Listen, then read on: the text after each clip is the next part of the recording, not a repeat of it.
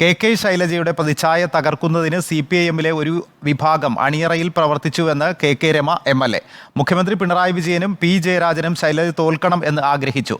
പ്രതിച്ഛായ തകർത്ത് രാഷ്ട്രീയമായി ഒതുക്കാനുള്ള പൊടിക്കൈകളുടെ ഭാഗമായാണ് കാഫിർ പോസ്റ്റുകളടക്കം ഉണ്ടായത്. കെ ശൈലജ ജാഗ്രത പുലർത്തിയില്ലെന്നും കെ രമ പറഞ്ഞു.